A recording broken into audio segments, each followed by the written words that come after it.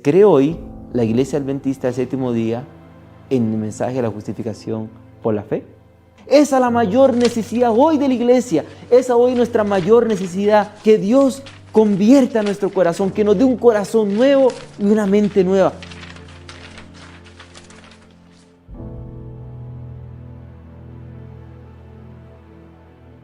Bienvenidos a Shine On Media. Mi nombre es Mario Bando y estamos ahora aquí estudiando un tema muy interesante de la palabra de Dios. Déjenme narrarles un poco. Soy muy fascinante, como algunos ya me han visto algunos videos, soy muy fascinante de la historia de la iglesia. Y en la historia del adventismo hay muchos detalles interesantes por los cuales podríamos tocar. Por un tiempo fui profesor en una escuela misionera de historia de la iglesia y me encantó poder estudiar todo punto de vista de la historia del adventismo, desde sus inicios en 1830 con el movimiento adventista hasta el día de hoy. Analizar cada punto es muy importante. Entonces podemos ver de esta forma que ver la historia nos ayuda a nosotros a poder comprender algunos pincelazos de algo que podría repetirse o algo que podríamos aprender de ese detalle de la historia y tomarlo para nuestra reflexión. En algunos puntos de la historia fueron positivos, otros fueron negativos, pero de ambos nosotros deberíamos aprender. En el año 1863, Dios le dio a la iglesia un mensaje muy glorioso, que es el mensaje de la Reforma Pro Salud. El mensaje de la Reforma Pro Salud ayuda a la restauración de la imagen de Dios en el hombre. Pero años más adelante, en el año 1870 más o menos, Dios da un segundo mensaje, el mensaje de la verdadera educación, de True Education. El mensaje de la verdadera educación dado a través de Ellen White y Sutherland. Este mensaje también preparaba a la iglesia o a las personas para que reflejen la imagen de Dios. Es restaurar los paradigmas, es restaurar los preconceptos, es restaurar las ideas preconcebidas, es restaurar aquello que tenemos desde la infancia, desde la niñez heredado, y que Dios reestructure todo aquello y que el fundamento de la educación sea la palabra de Dios.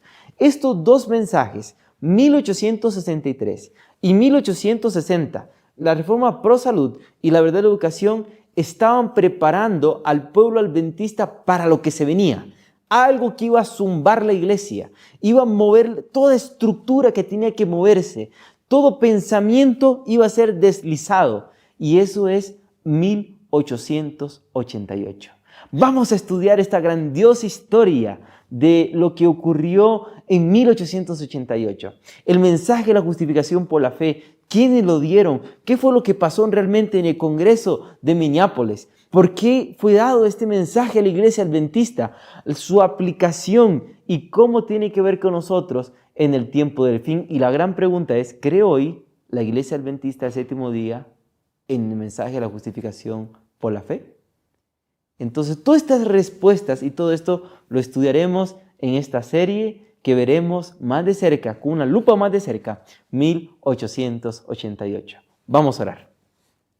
Padre Celestial, acompáñanos en este estudio, Señor. Ilumínanos. Danos esas primeras gotas de la lluvia tardía, Señor. Derrámala, Señor, para poder comprender mucho más acerca de estas verdades preciosas del tiempo del fin. Todo esto lo pido en el nombre de Jesús. Amén y amén. Para poder entender 1888, debemos entender la historia que hay un poco más atrás, como les estaba narrando. Y este primer tema se titula El Elías profético y su mensaje. Entonces, vamos a ir al libro de Malaquías capítulo 4. Acompáñenme a Malaquías capítulo 4. Y el versículo 5 dice: Yo os envío el profeta Elías antes que venga el día de Jehová, grande y temible. Entonces, aquí nos narra que antes que venga el día grande y temible, Dios iba a enviar a Elías. Pero la pregunta es, ¿a cuál Elías? Malaquías es el último libro del Antiguo Testamento. Entonces Elías ya se había ido al cielo. ¿Y cuál Elías era el que Dios iba a enviar? Entonces, la primera pregunta que nos tenemos que hacer, ¿cuál es el día grande y temible de Jehová? En la misma escritura nos narra en Joel capítulo 2, versículo 11, dice lo siguiente: Jehová da la voz delante de su ejército. Enorme su campamento y poderoso aquel que ejecuta su palabra. Grande y temible es el día de Jehová. ¿Quién podrá resistirlo? Entonces, la segunda venida de Jesús, o también la primera venida de Jesús, es ese día grande y temible. Es ese día en el cual todo será movido. Y entonces, antes de eso, tienen que aparecer los Elías. Y ya van a entender por qué digo los Elías. Antes de la venida de Jesús, ¿tiene que aparecer Elías? Esa es la pregunta que nos tenemos que hacer. Entonces, ¿Elías volverá del cielo? ¿O cómo es que va a funcionar eso? Realmente no es que Elías va a regresar del cielo, sino lo que va a perdurar tanto en la primera venida de Jesús como antes de la segunda venida de Jesús es la obra y la misión de ese Elías. Eso es lo que va a perdurar. La obra y la misión de Elías es lo que va a durar. En Malaquías capítulo 4, el versículo 6 dice lo siguiente, hablando de la misión de Elías. Él hará volver el corazón de los padres hacia los hijos y el corazón de los hijos hacia los padres, no sea que yo venga y castigue toda la tierra con destrucción. Entonces, la obra de este Elías es la restauración. Esa es la obra de Elías. Es la obra de la restauración. Ahora, ¿qué es lo que va a restaurar? Es el corazón. Eso es lo que narra la Escritura. Ahora, sabemos que la palabra corazón en el Antiguo Testamento es mente. Este Elías va a restaurar la estructura de lo que es la salvación. Cómo llega el mensaje directo a la mente y al corazón del hombre. Iba a hacer que vuelvan los corazones de los padres hacia los hijos. ¿Por qué? Porque van a vivir épocas en las cuales ni la estructura familiar, ni la estructura de la sociedad, ni de la iglesia será convertida, sino será una época de tinieblas eclesiásticas. Hubo 3 épocas en historia donde Satanás manifestó todo su poder. Esto lo narra el libro Conflicto de los Siglos en el capítulo que se titula Las acechanzas del enemigo. Dice que hubo 3 épocas en la historia de la humanidad donde Satanás demostró todo su poder, con todos sus huestes y todos sus enemigos. Uno de ellos fue en la época antediluviana. La segunda fue en época de Jesús. Por eso había tanto endemoniado, había tanto poseído por el demonio. Y el tercero es ahora en el tiempo del fin. Estas 3 épocas, por eso en ese momento cuando Jesús dijo había tanto endemoniado, había tanto, la obra del enemigo estuvo más intensa. Era Jesús contra el líder de las acechanzas o el padre de la mentira, que es Satanás. Entonces, déjeme explicarle lo siguiente. Justo antes que ocurran estos 2 grandes eventos, tanto la primera venida de Jesús como la segunda venida de Jesús, tenía que levantarse una obra de reforma y reavivamiento. Esa obra de reforma y reavivamiento iba a ir directo al corazón, a la conversión del corazón de la familia, del corazón de la sociedad y de la iglesia. Ahora, yo quiero que usted comprenda esto. Si la familia está mal, la sociedad va a estar mal. Y si la sociedad está mal, la iglesia va a estar mal. Entonces, el mensaje debe ser dado primero a la familia. Una vez que se dado la familia, va a resonar en la iglesia. Y una vez que resuena en la iglesia, la sociedad va a ser totalmente cambiada. Pero sucede lo siguiente. La obra de este Elías va a ser restaurar completamente, reavivar completamente y reformar la familia y la sociedad. Ese mensaje va a tener que ser dada. Entonces la pregunta es, ¿quién es el segundo Elías? La misma escritura lo narra en Lucas capítulo 1 y versículo 17. Dice, y irá delante de él con el espíritu y el poder de Elías para hacer volver el corazón de los padres hacia los hijos y de los rebeldes a la prudencia de los justos, para preparar el camino para el Señor a un pueblo bien dispuesto. Si vemos el contexto, aquí está hablando acerca de la obra de Juan el Bautista. Entonces, la misma escritura nos narra de que este hombre, Juan el Bautista, iba a ir en el espíritu y en el poder de Elías. No era Elías, pero sí en la obra y en el poder de Elías, para hacer volver el corazón de los padres hacia los hijos, de los rebeldes de la prudencia a los justos, para preparar al Señor un pueblo bien dispuesto. Entonces yo quiero que entendamos lo siguiente. La obra de Elías, y hablo ahora de Elías, me refiero a Elías Tisbita, al Elías en la obra de Juan el Bautista, y en el tercer Elías, que todavía no lo voy a decir quién es. Estos Elías tenían algo interesante. Si estudiamos la historia, ambos tienen muchas cosas en común que lo vamos a ver muy pronto. Las cosas que tienen en común, pero algo que muy poco resaltan es el mensaje que ellos tenían. Resaltan las hazañas que hicieron, tanto con las mujeres, ¿no? Con la mujer de Acab y con la mujer de Herodes. Todas las hazañas que hicieron, las conquistas, pero muy poco hablan del mensaje que ellos tenían. Y ambos tuvieron algo en común que muy pocos dicen, es que prepararon un pueblo dispuesto. Elías dejó una escuela de los profetas. Y Juan el Bautista tenía un mensaje glorioso y también dejó discípulos. Es muy interesante poder ver esto, y el propósito de ellos era dejar un pueblo bien dispuesto. ¿Dispuesto para qué? Para la venida del Mesías. Entonces, el tercer Elías repetirá lo mismo. Ahora, muchos me dirán, Mario, pero con un versículo estás argumentando que Juan el Bautista es el segundo Elías.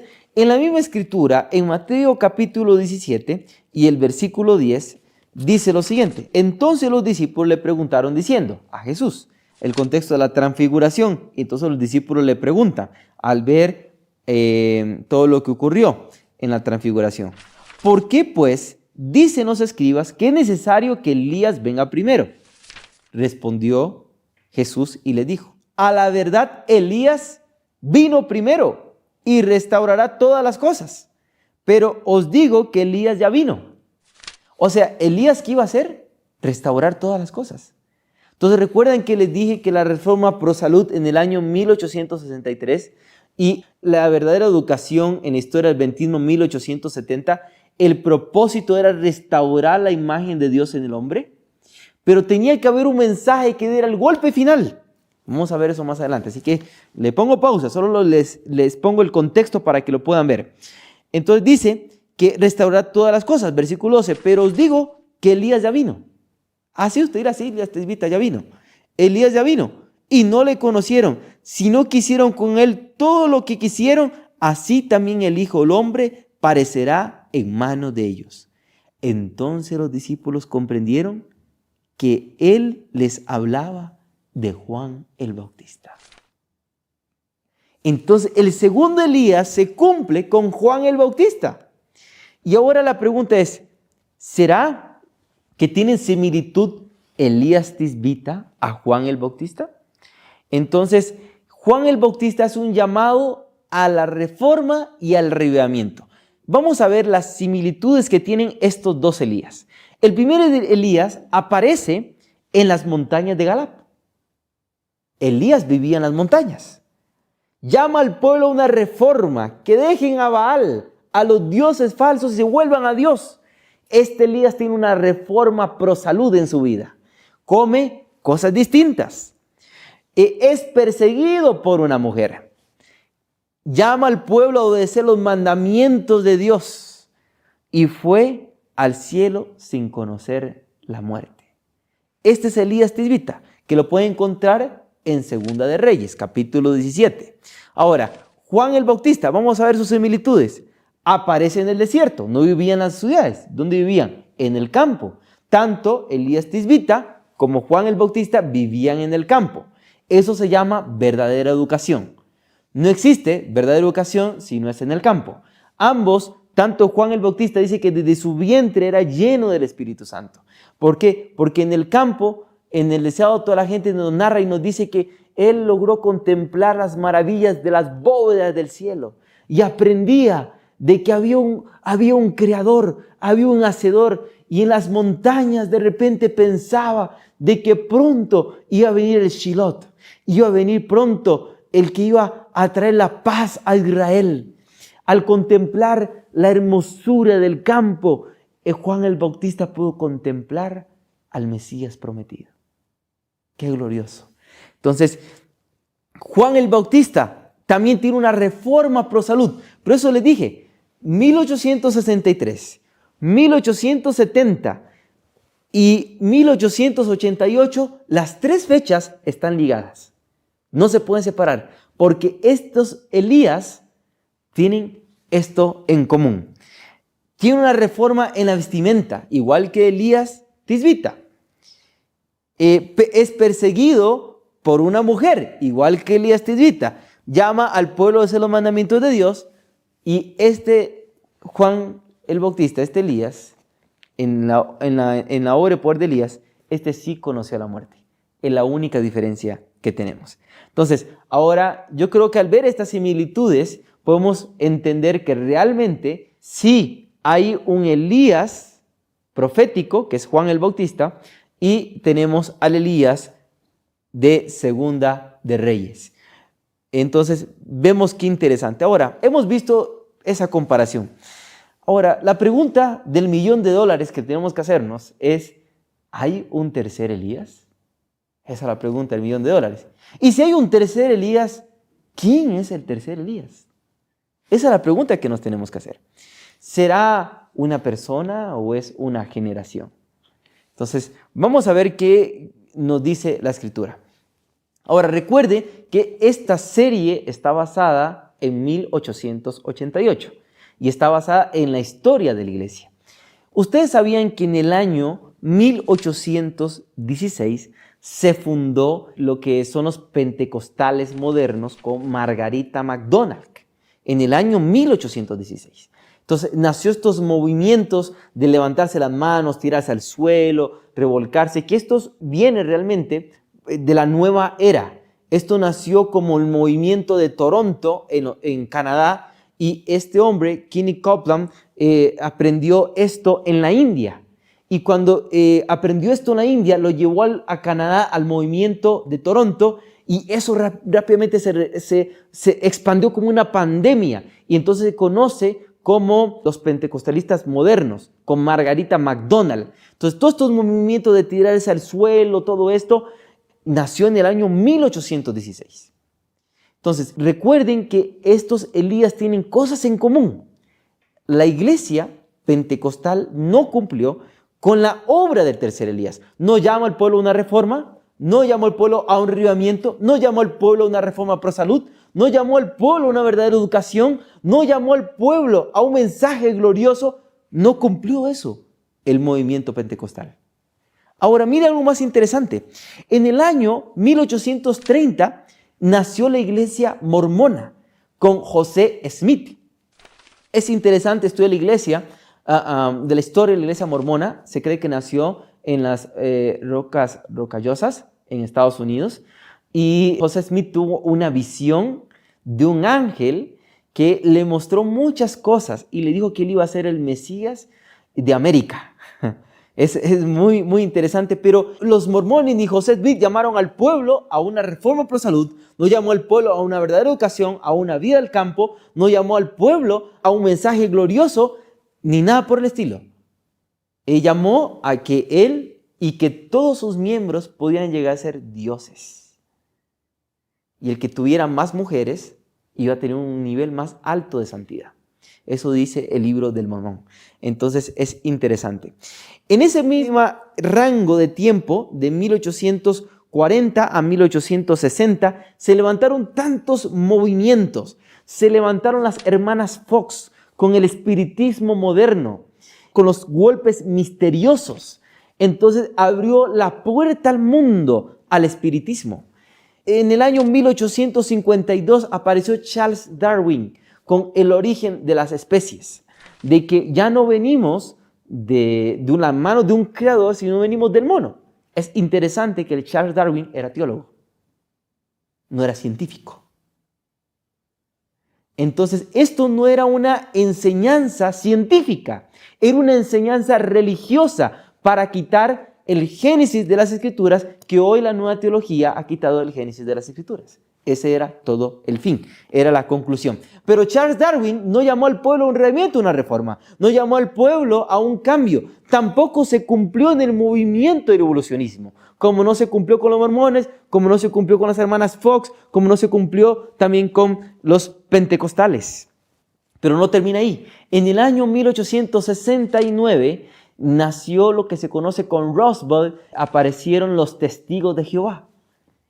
Y es interesante los testigos de Jehová porque ellos tampoco llaman al pueblo a obedecer los mandamientos de Dios, no llaman al pueblo a una reforma y un revivimiento, no llaman a una reforma en la vestimenta, no llaman al pueblo a una reforma en la educación, en la salud.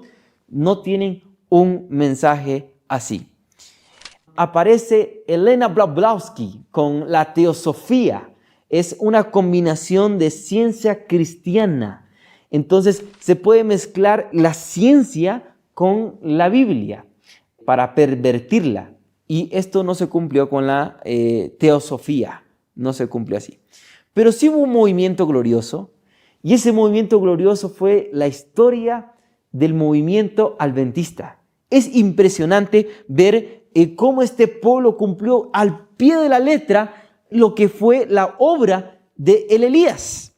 Por ejemplo, en el año 1830-1844 nació una gran verdad que en el libro El Evangelismo, página 165, dice que el santuario es el fundamento de nuestra fe.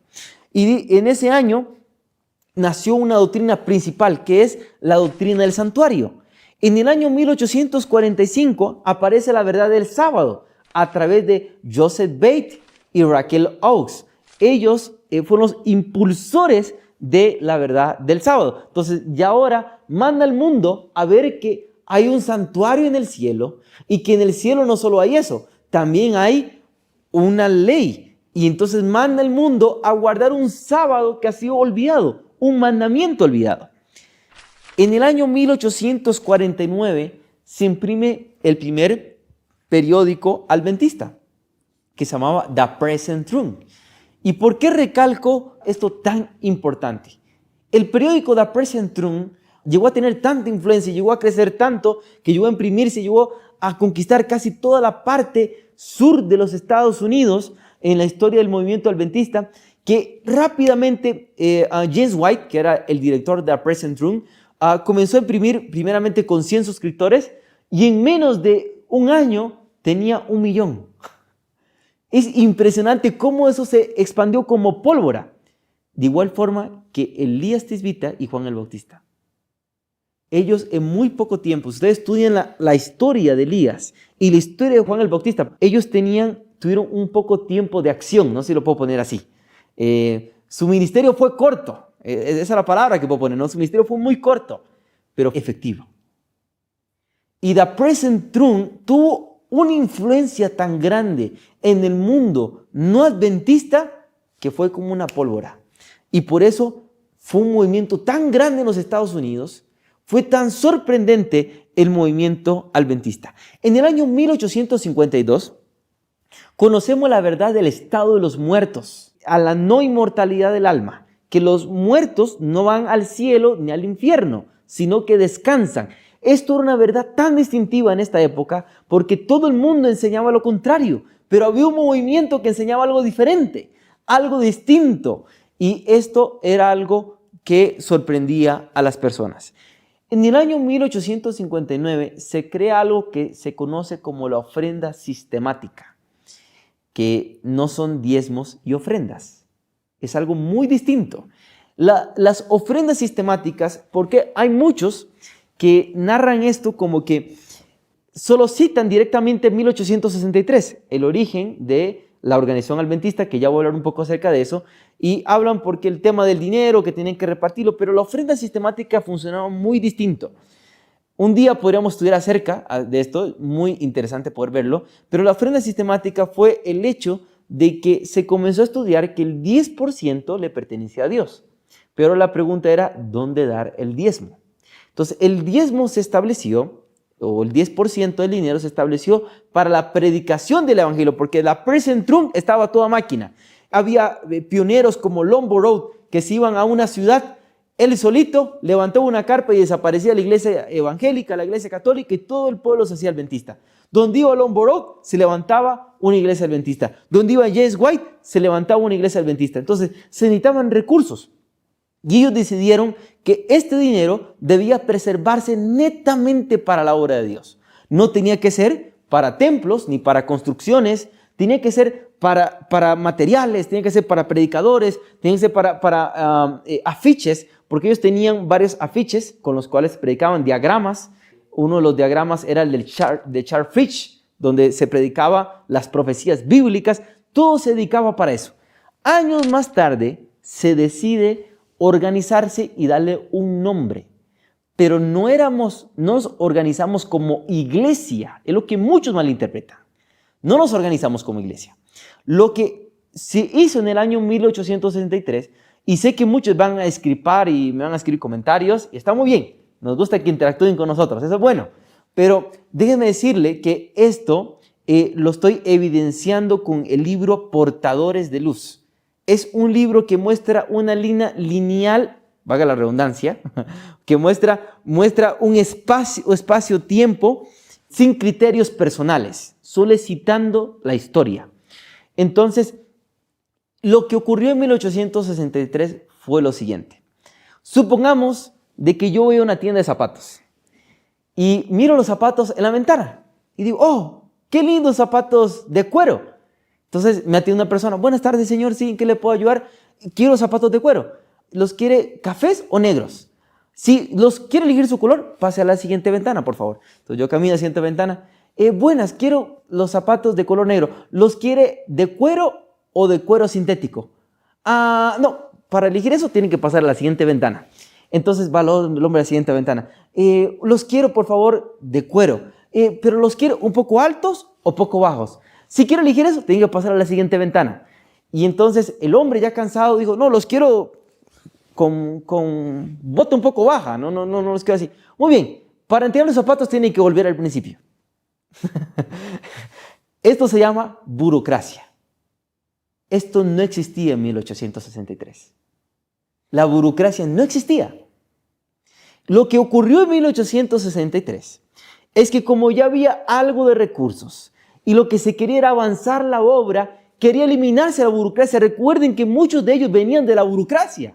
Muchos de ellos venían de la iglesia metodista, venían de la iglesia Conexión Cristiana, venían de los bautistas. Ellos venían de ser borrados de una organización. ¿Ustedes creen que querían formar una organización? Esto es un poco duro, ¿no? Yo no sé si ahora Chan o Media van a...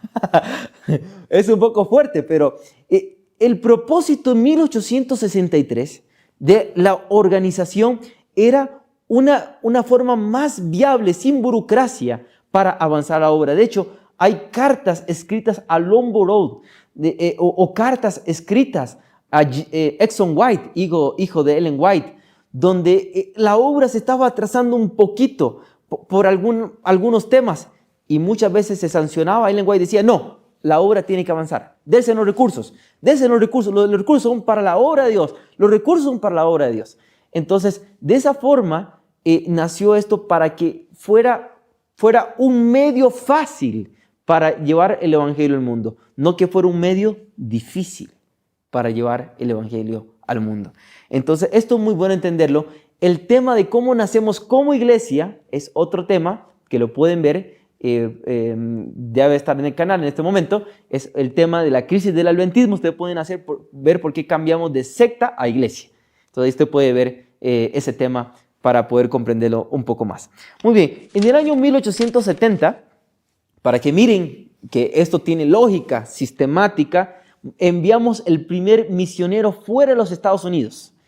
Él fue a Suiza para llevar junto con su familia. Su historia es increíble, les recomiendo que la puedan leer, su historia. Fue el primer misionero que salió de la iglesia adventista y también nace la reforma educacional. Igual en 1863 nace la reforma pro salud. Y miren qué interesante. Nace la reforma pro salud y un mecanismo para llevar el evangelio al mundo, para llevar esa obra de restauración de la imagen de Dios. En el año 1870, la misma forma, enviamos el evangelio a otras partes del mundo y también nace la obra de la reforma educacional para restaurar la imagen del hombre. Las dos obras iban con evangelismo. Las dos obras. Es impresionante. Dios no es un Dios de azar. La historia es increíble. A mí me apasiona eso de la historia. Ahora, miren qué interesante. Los tres Elías cumplen las mismas condiciones. El primer Elías aparece en las montañas de Galata. El segundo Elías aparece, que es Juan el Bautista, aparece en el desierto. El tercer Elías nace en Madison. Nace con una reforma educacional. Si usted mira la historia de Sutherland, él le da a sus estudiantes una dieta vegetariana, una dieta vegana. Nace en las montañas, en el campo, en el espacio abierto. Ese era el mensaje que se le quería dar a la iglesia. Este movimiento adventista, el tercer Elías es un movimiento, es el movimiento adventista puro. Es para restaurar la imagen del hombre. De la misma forma, llama al pueblo a una reforma, llama al pueblo a obedecer una reforma, llama al pueblo a obedecer los mandamientos de Dios, que hay un sábado que ha sido olvidado y debe ser restaurado. Tiene una reforma pro salud en el año 1863, tiene una reforma en la vestimenta, y también este movimiento iba a ser perseguido por una mujer. Es interesante que muchos creemos que esto se va a cumplir en nuestros días, pero ya en tiempos de 1890 ya se iba a aprobar la ley dominical. El pastor A.T. Jones escribió un libro grandioso que se llama La libertad de conciencia. Muchos lo pueden encontrar en esta página o lo pueden ver en el link de abajo. Lo pueden buscar en www.1888libros.com. Pueden buscar La libertad de conciencia de A.T. Jones. Está traducido al español. Es interesante que en esa época ya querían aprobar una ley dominical. Ya este movimiento ya estaba siendo perseguido. Imagínense por una mujer, porque sabemos qué significa proféticamente. Entonces es impresionante cómo el movimiento adventista calza como el tercer Elías, el Elías de antitipo. Muy bien, podemos ver cómo calza todo, pero falta una cosa que no he mencionado. Y lo hice a propósito, realmente. Hace falta una cosa, y esa cosa que falta es que solo hablé de reformas. Reforma a la vestimenta, reforma pro salud, reforma educacional. Hablé de llamar al pueblo a obedecer los mandamientos de Dios. Solo hablé de reformas, pero no hablé del mensaje de estos tres Elías. Y en estos minutos quiero hablar del mensaje de esos tres Elías. El primer Elías se encontró con la apostasía alrededor. Todos los profetas de Baal estaban ahí. Estaba el altar de Baal y estaban todos los profetas y el pueblo se había olvidado de esa obediencia, de los principios rectos a la palabra de Dios. Elías en ese momento lo que pone es un altar, pone el sacrificio. Y entonces, ¿qué significaba el sacrificio que estaba en el altar? ¿Qué significa esa ofrenda que está ahí? Significa el mensaje verdadero. El mensaje que tiene el fuego divino. El mensaje que tiene el poder de convertir los corazones, de destruir las tinieblas del error. Ese mensaje que se demuestra con la aprobación del cielo. Ese mensaje que se demuestra a través del altar verdadero, de la interpretación verdadera del mensaje.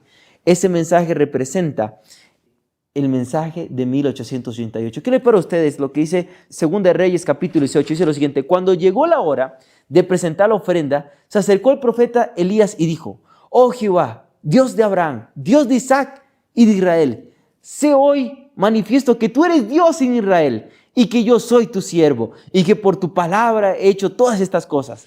Respóndeme, Jehová, respóndeme para que este pueblo conozca que tú, Jehová, eres Dios y que tú haces volver el corazón de ellos. Dice, ¿qué leímos en Malaquías? Que la obra de Elías es ¿qué? ¿Volver qué? El corazón. ¿Qué hizo Juan el Bautista? Volver el corazón. Y entonces vemos qué interesante que el mensaje de Elías Tisbita es un mensaje directo al corazón. Es un mensaje que convierte. Mi amigo que me escuchas, ¿has disfrutado de la conversión de Dios? ¿Sabes qué es tener una nueva vida en Jesús? ¿Qué es tener un corazón nuevo y una mente nueva? ¿Qué es dejar que las cosas viejas ya pasaron? ¿Cómo vencer el pecado? ¿Cómo gozar del compañerismo de Jesús? ¿Cómo tener una intimidad profunda con Él? ¿Sabemos orar? ¿Sabemos conversar con Dios? Entonces, esta era la obra de Elías Tisbita, volver el corazón, convertir el corazón. Esa es la mayor necesidad hoy de la iglesia. Esa hoy nuestra mayor necesidad, que Dios convierta nuestro corazón, que nos dé un corazón nuevo y una mente nueva. Esa es la mayor necesidad hoy. Ese era el mensaje de Elías. Ese era el mensaje de Elías el Tisbita. Entonces vemos qué interesante. Elías mostró un mensaje de revivimiento, de volvernos hacia Dios y de conversión del corazón. Qué lindo, ¿no? Qué lindo. Ahora, el segundo Elías. Cuando el segundo Elías aparece, comienza a bautizar a las personas, dice de que un hombre que estaba trabajando en una carpintería agarró su mandil, agarró su traje de carpintero, se lo quitó, lo dobló porque era muy ordenado, dejó la carpintería limpia, las cuentas listas, se despidió de las personas que estaban ahí cerca y comenzó a bajar las montañas y llegó hasta el río Jordán. Cuando Juan el Bautista lo mira, dice: he aquí el Cordero de Dios que quita el pecado del mundo. Primera de Juan 1:29. El mensaje de Juan el Bautista era que ese Cordero era el único que nos puede quitar el pecado de nuestras vidas. Sin Jesús no hay solución para el pecado. Así que, mi amigo, si tu hogar hoy es una desgracia, si lo has perdido todo, si has perdido tu esposa, tu esposo, tus hijos han ido a las drogas, tú mismo has desviado el camino que has aprendido, si tú te has olvidado de Dios, déjeme decirle que no hay solución sin Jesús. Solo con Jesús se puede quitar el pecado. Solo con Él lo podemos vencer. Y ese era el mensaje del segundo Elías. El mismo mensaje del primer Elías, de conversión, de revivimiento y de conversión del corazón. Juan mostró un mensaje de revivimiento y de conversión del corazón. El mensaje de Juan el Bautista era tan popular que todos hacían volver. Decía que él no era digno de desatar el calzado del que iba a venir, que venía uno más grande que él. Él ponía su mirada en Jesús. Su mensaje era exaltar a Jesús, volver el corazón a las personas a Jesús, no al mismo, sino a Jesús. ¿Cuánto tienen que aprender los predicadores de hoy eso? Vuelven su gloria hacia ellos. No, la gloria debe ser hacia Jesús. Llevar a las personas a Jesús, a que su corazón se convierta hacia Jesús. Los dos Elías cumplen lo mismo. Ahora, ¿ustedes creen que el tercer Elías cumple con eso? El tercer Elías cumple con eso. El movimiento adventista, en el año 1888, nace un mensaje glorioso para el adventismo. Aparecen dos personajes que trabajaban en una misma imprenta. Uno se llamaba Wagner y otro se llamaba A.T. Jones. A.T. Jones era un hombre que venía de la guerra. Era un hombre medio, como un hombre que viene de la guerra, ¿no? Bien duro, ¿no? Y él no era adventista. Él se casó con una mujer adventista. Y esta mujer le enseñó el mensaje. Y él se enamoró tanto del mensaje, pero él comenzó a estudiar algunos detalles de las escrituras que regularmente no se veían. Por otro lado, el pequeño Wagner, hijo del pastor Wagner, de la Review, estaba trabajando en imprenta y él comenzó a estudiar en la carta a Romanos un mensaje muy glorioso que regularmente no se predicaba. Porque todo lo que hablé fue de reformas. Sí, era importante la reforma por salud, sí, era importante la reforma educacional, sí, era importante el sábado, sí, era importante el santuario. Y se cree que en la historia del adventismo se profundizó tanto en lo que había que hacer. De hecho, hay mensajes en Testimonios para la Iglesia, tomo 5, tomo 6, tomo 7, especialmente, que se llaman abusos de la obediencia. se llaman así, ¿no? Por ejemplo, se llegó a ser tan duro con el tema del sábado que algunos no se bañaban en sábado. Algunos no tendían la cama en sábado. Y muchos extremos, se llaman así los capítulos en estos tomos de la iglesia, se llaman extremos. Ella apela que no hay que llegar a esas cosas. Entonces, la iglesia necesitaba un mensaje de reavivamiento, un mensaje que hiciera convertir el corazón de la iglesia para llevar la última advertencia al mundo. Y Dios estaba preparando estos dos jovencitos. Por cosas divinas, juntaron caminos. Y una noche estaban estudiando juntos. Y decidieron desde entonces siempre estudiar juntos. Y comenzaron a estudiar la carta a Romanos, la carta a Gálatas. Y decidieron meterlo en el periódico. Esto comenzó a revolucionar la iglesia. ¿Quién es Wagner? ¿Quién es Jones? ¿De dónde aparecieron estos dos jóvenes? Y estos dos eran jóvenes, por cierto. Esto es un dato muy interesante. Los dos eran jóvenes. ¿Dónde aparecieron estos dos? ¿Cómo es posible? Esta no es nuestra postura. No puede ser esto así. Y Ellen White decidió protegerlos a ellos. Porque ella dijo lo siguiente en el libro Eventos de los Últimos Días, que ellos eran los mensajeros del Señor. Imagínense, que ellos eran los mensajeros del Señor. En el próximo tema vamos a estudiar qué pasó en el Congreso de Minneapolis de 1888, qué fue lo que se presentó, qué fue lo que se predicó, pero hoy yo quiero hablar del mensaje que tenían estos dos hombres. Estos dos hombres hablaban de cosas muy gloriosas, de un evangelio muy glorioso. Por ejemplo, me gusta esta frase que tiene Wagner, dice lo siguiente: una sola cosa es la que un hombre necesita en este mundo, que es justificación. Y la justificación es un hecho, no una teoría. Mi amigo, si tú has vivido la teoría del cristianismo, déjame decirte que no estás en el mensaje. La justificación por la fe es práctica.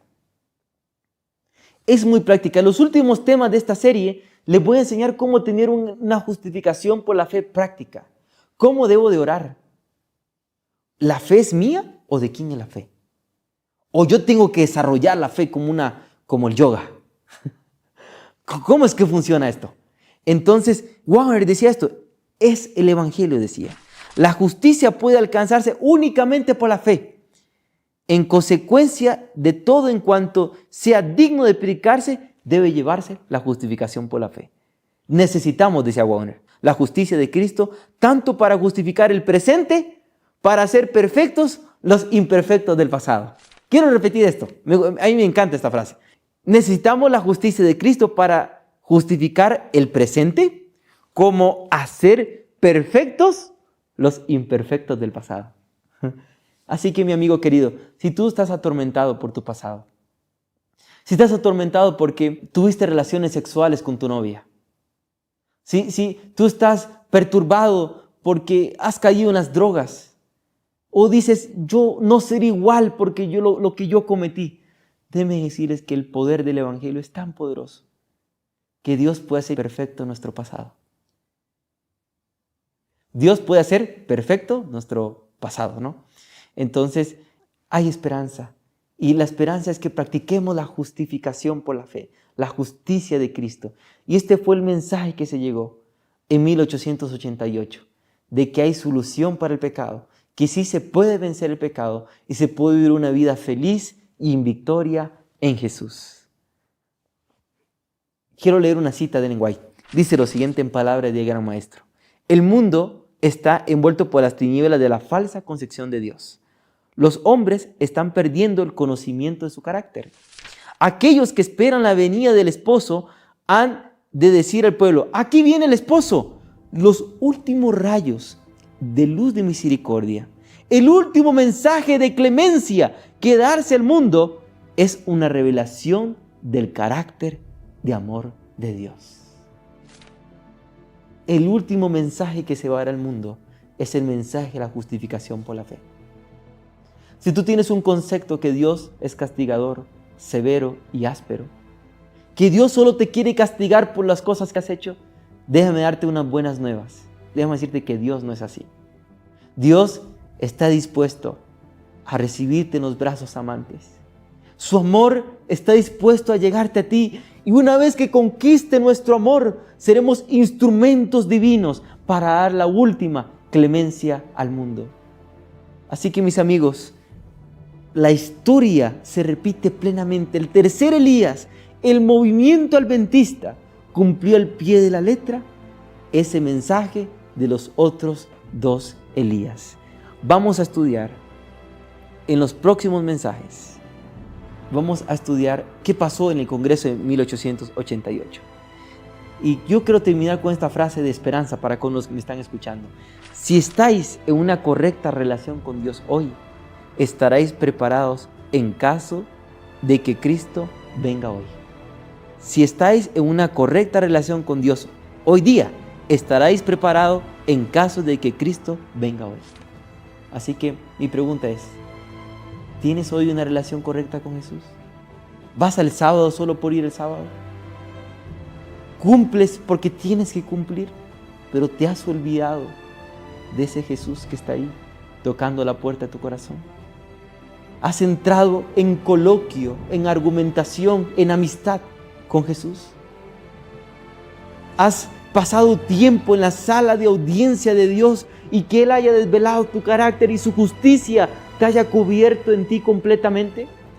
Hoy más que nunca necesitamos que la justicia de Jesús nos cubra.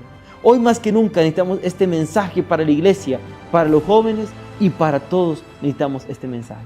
Mi amigo, espero que Dios nos ayude y que portemos esta última advertencia al mundo, que seamos este tercer Elías y que proclamemos la última advertencia al mundo. Hablamos lo que Elías hizo, pero nunca hablamos de ese mensaje glorioso que Elías tenía.